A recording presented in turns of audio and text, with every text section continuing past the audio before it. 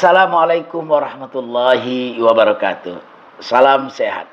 Bertemu kembali dengan saya, Safriyadi, berazam.com, mengupas dan mengulas perkembangan terkini Pilkada serentak tahun 2024 di Provinsi Riau. Nah, Haji Muhammad Nasir terus melangkah dengan pasti untuk maju ke Pilkada serentak Provinsi Riau. Ia digadang-gadang akan diusung oleh Partai Demokrat bersama dengan Partai Gerindra. Setakat ini, Nasir yang masih menjadi anggota DPR RI dari daerah pemilihan Provinsi Riau terus melakukan konsolidasi politik. Tak semata-mata ke partai politik dalam rangka mendapatkan dukungan minimal 20% sebagai syarat pencalonan. Pengusaha muda ini juga melakukan pendekatan ke berbagai tokoh masyarakat. Pada Rabu tanggal 19 Juni tahun 2024, Nasir berkunjung ke lembaga adat di Jalan Diponegoro. Ini menarik ini, karena setakat ini baru Nasir yang berkunjung ke lembaga adat. Nah, yang lebih uniknya, Nasir tak datang sendiri.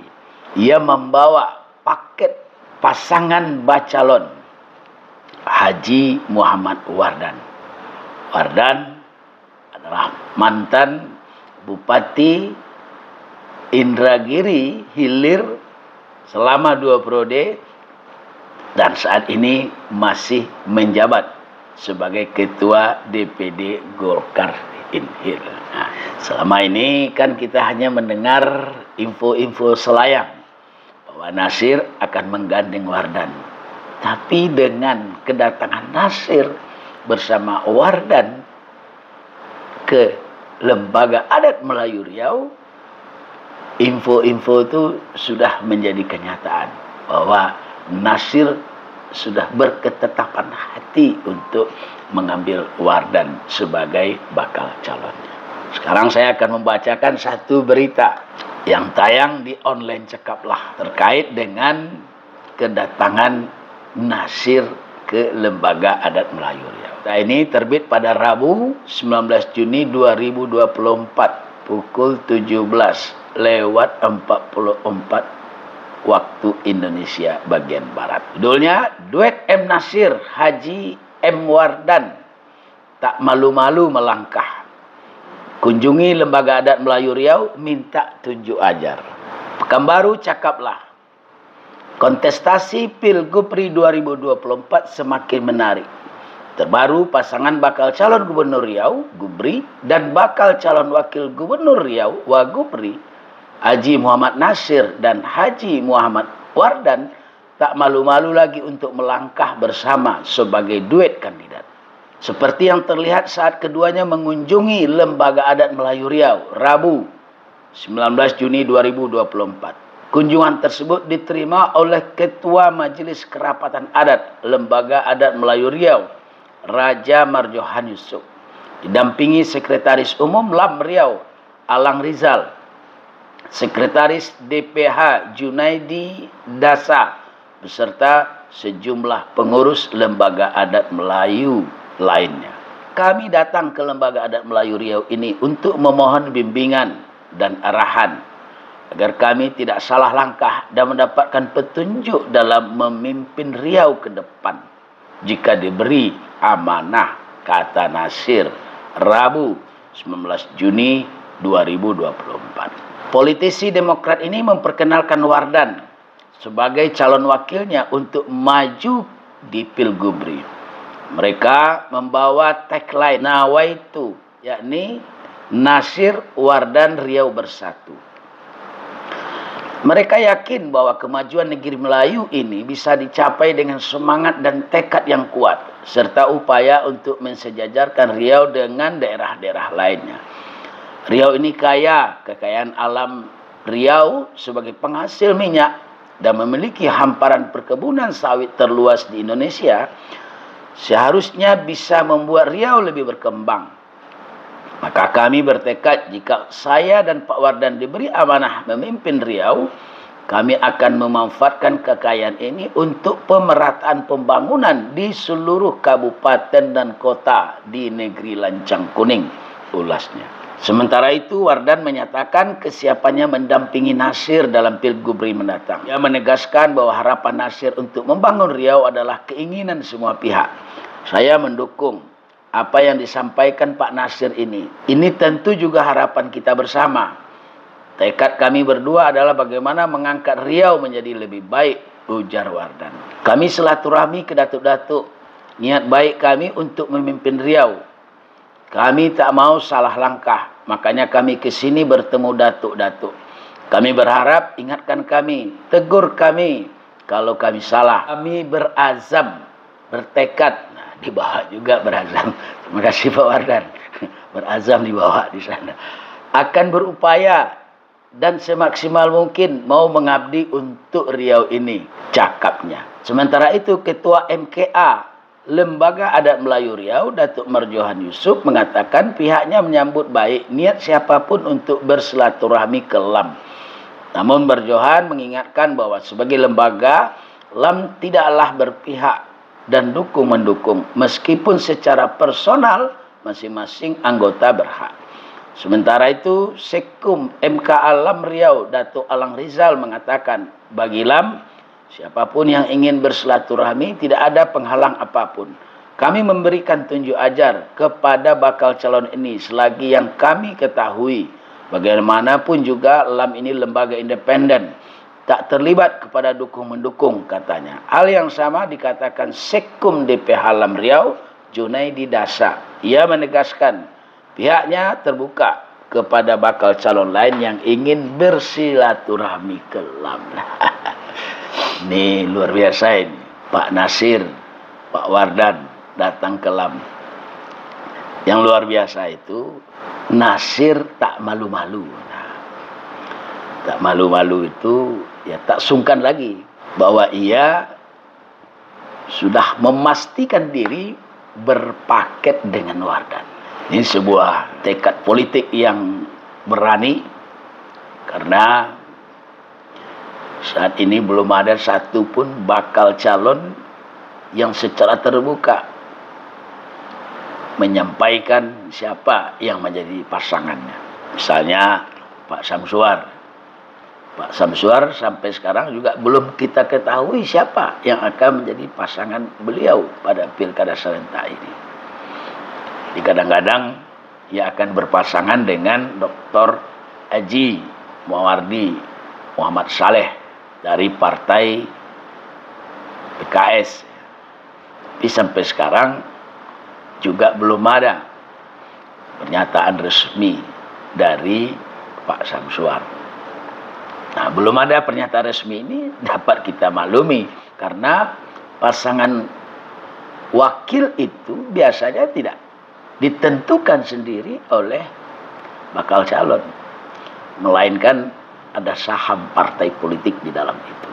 Jadi bakal calon gubernur dan bakal calon wakil gubernur itu lahir dari kesepakatan politik antar partai koalisi.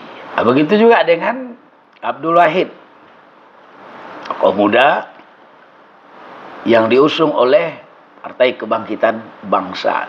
Sampai saat ini juga belum diketahui siapa yang akan digandeng oleh Wahid untuk posisi bakal calon wakil. Info yang beredar, Wahid diproyeksikan akan mengambil pasangan calon dari Partai Gerindra, Bupati Rokan Hulu, Sukiman.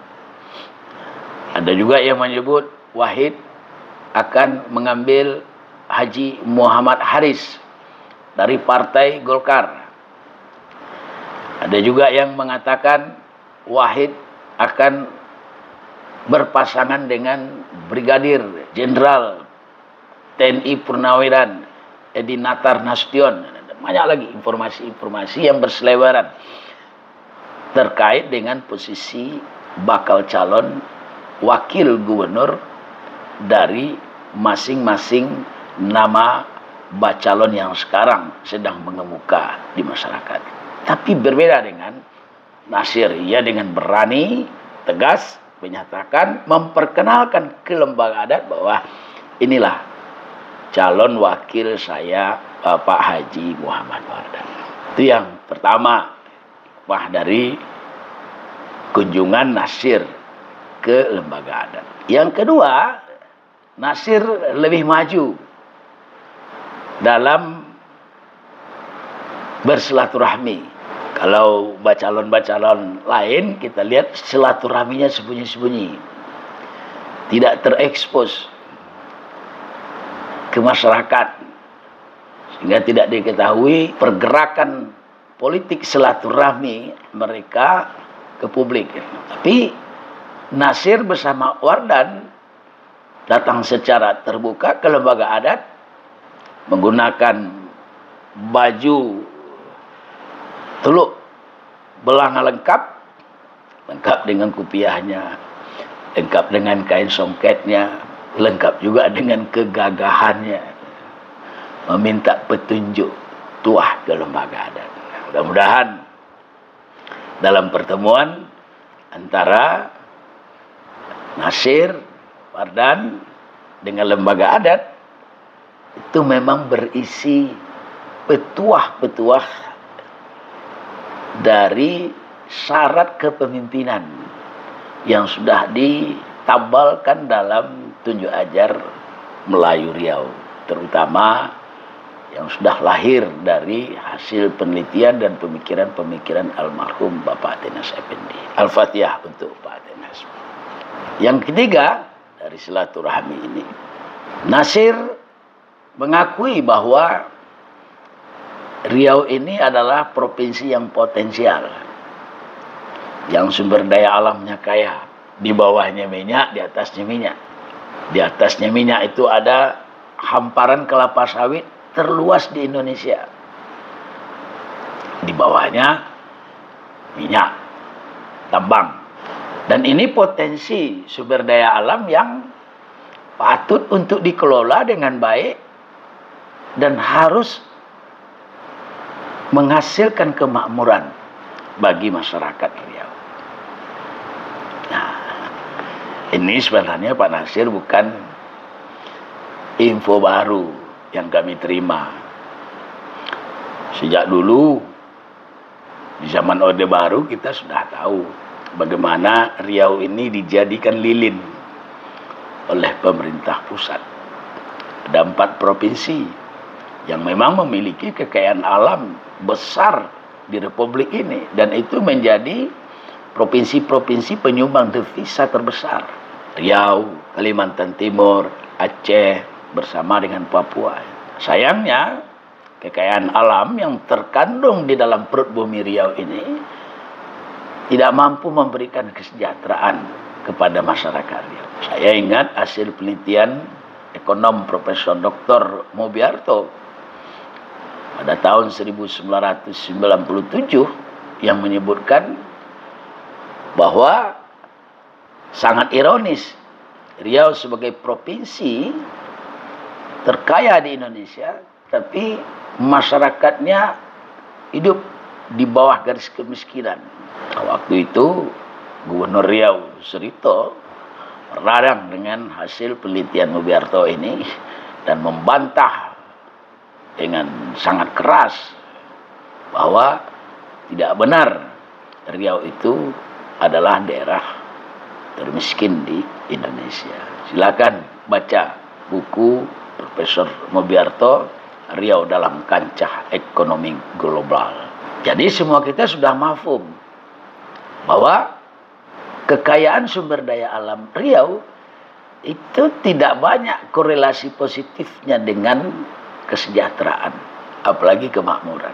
Kita tidak usah bicara tentang kesejahteraan rakyat, terlebih dahulu bicara soal infrastruktur jalan saja. Jawa itu sudah sejak zaman Orde Baru memperoleh jalan tol, kita baru kemarin. Sayangnya Pak Nasir terlambat mengetahui informasi terkait dengan kekayaan alam Riau ini. Kalau dari kemarin-kemarin Pak Nasir mengetahui tentu Pak Nasir sudah berjuang keras sebagai anggota DPR RI dari daerah pemilih Riau untuk memberikan kesejahteraan dan kemakmuran kepada masyarakat Riau, termasuk membangun infrastruktur. Tapi alhamdulillah sekarang Pak Nasir memiliki komitmen yang kuat untuk membangun Riau dengan maju sebagai calon gubernur Riau. Setakat ini, info yang berkembang, Nasir akan diusung oleh Partai Demokrat bersama dengan Partai Gerindra. Dan tidak tertutup kemungkinan partai-partai lain juga akan bergabung dalam koalisi Demokrat ini. Bursa calon gubernur Riau saat ini itu memang sudah mulai mengerucut. Dari belasan nama kemarin yang digadang-gadang tampil sebagai bakal calon, yang debut politiknya kita rasakan sekarang hanya pada 3 sampai 4 nama saja. Selain Nasir, Samsuar, Abdul Wahid, juga Edi Natar Nasution. Nama-nama lain misalnya Firdaus MT, Samsul Rijal, Ahmad, Idris Lena, Haji Muhammad Haris, Haji Nazarudin, dan lain-lain, pergerakan politik mereka di lapangan itu tidak sekencang 4 bakal calon ini, sehingga namanya sedikit agak terhimpit dari pemberitaan media. Dari 4 nama itu sampai saat ini belum ada satu partai politik pun yang memperoleh surat keputusan penetapan calon. Baik Nasir sendiri, Samsuar, Abdul Wahid, Edi Natar Nasution, Haji Muhammad Haris, dan lain-lain. Ini bisa kita maklumi karena waktu untuk pendaftaran calon masih tersisa sampai akhir Agustus. Nah, penetapan bakal calon ini baru akan kita ketahui pada bulan Agustus. Golkar apakah benar mendukung Samsuar, Demokrat dan Gerindra? Apakah benar nanti juga akan mendukung Nasir yang berpasangan dengan Wardan? PKB apakah benar nanti akan mengusung Abdul Wahid? Itu baru akan kita ketahui pada bulan Agustus pertengahan nanti. 1 minggu menjelang pendaftaran calon gubernur ke KPU Provinsi Riau. Nah, apa yang berkembang sekarang? Misalnya Samsuar akan didukung oleh Partai Golkar, Nasir akan didukung oleh Partai Demokrat dan Gerindra, Wahid akan didukung oleh Partai PKB. Itu baru sebatas opini yang berkembang karena figur-figur ini berasal dari partai politik yang bersangkutan. Jadi kepastiannya belum. Kita lihat perkembangannya. Termasuk Nasir Wardan.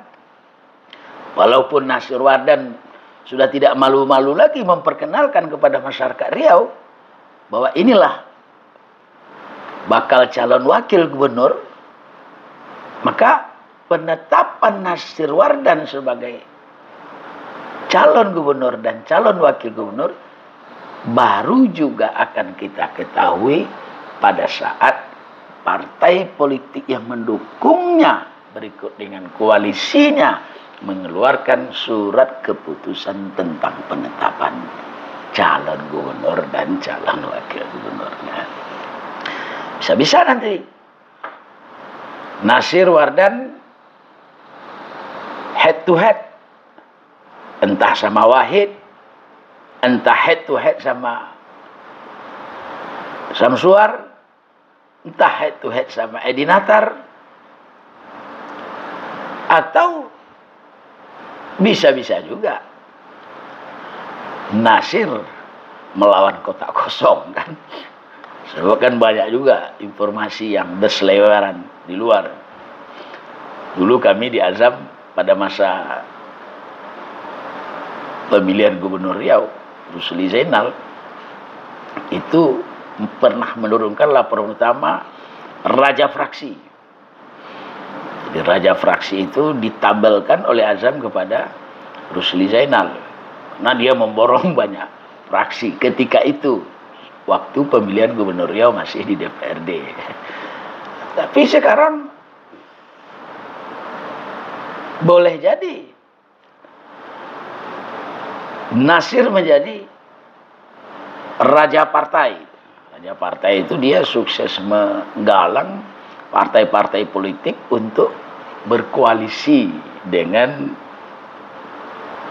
pasangannya. Sehingga bakal calon lain itu tidak kebagian lagi partai. Kalau bakal calon lain tidak kebagian lagi partai dan partai-partai yang sudah ada itu mendukung penuh Nasir, maka Nasir akan melawan kota kosong.